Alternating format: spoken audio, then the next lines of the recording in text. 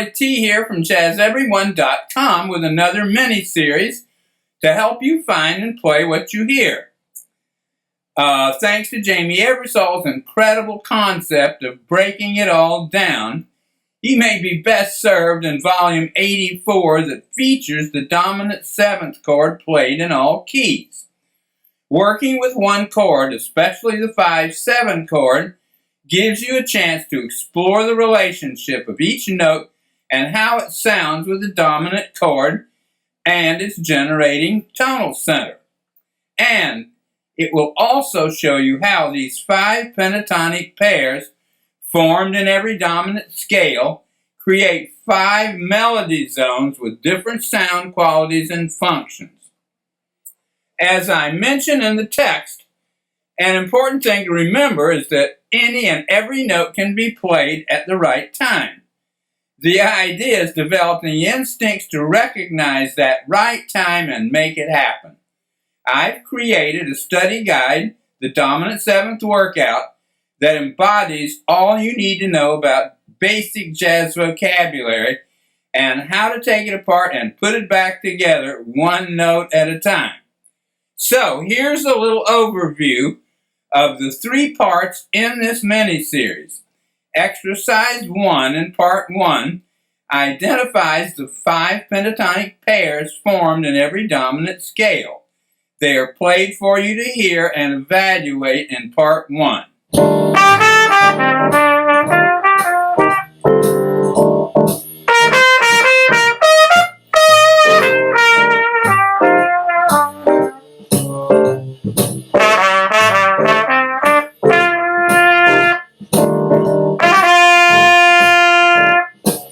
In Exercise 2 of Part 1, 5 pentatonic pair melody zones are identified with their leading tones and natural thirds.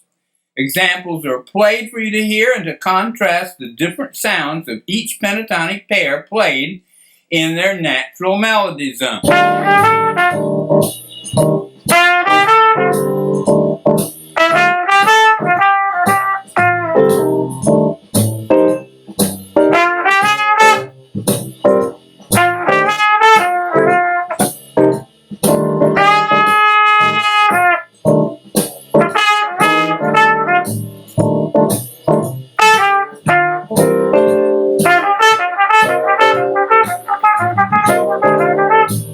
In Part 2, the proto-patterns in Exercise 3 are played for you to hear in each pentatonic pair melody zone.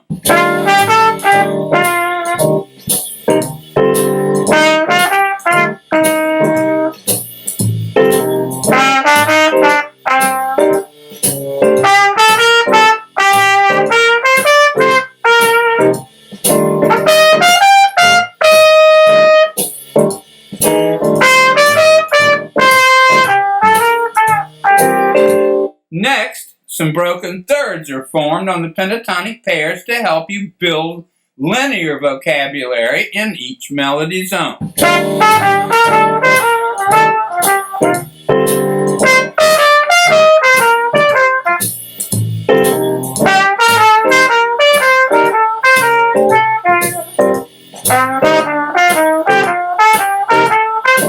Chords are also extended in Part 2. Here are some examples forming triads and upper structure chords in each melody zone.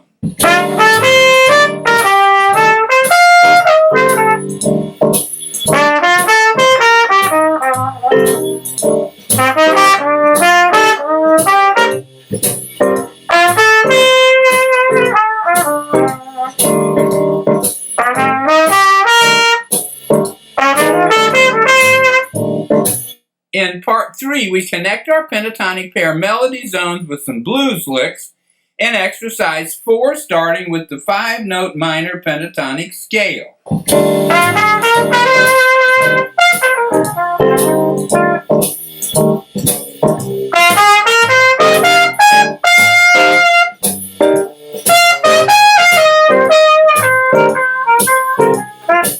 In Part 3, we also add a few blues licks that are introduced, like the special sound of the 2 tritones in the official blues scale with his flat 5.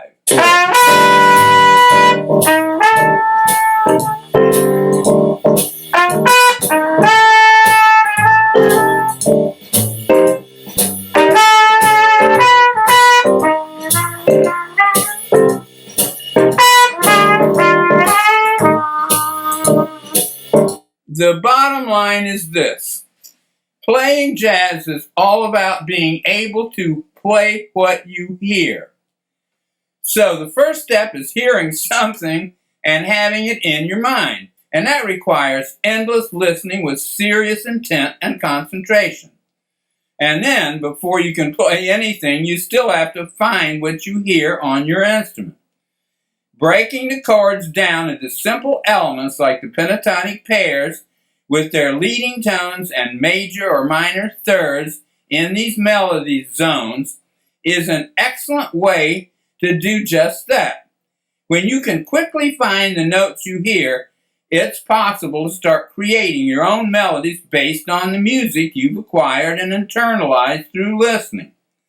Sufficient shed time in all keys is also the final ingredient that actually builds and expands your jazz vocabulary. So, stay tuned for some special time with Uncle Willie working things out in the shed with the dominant 7th chord.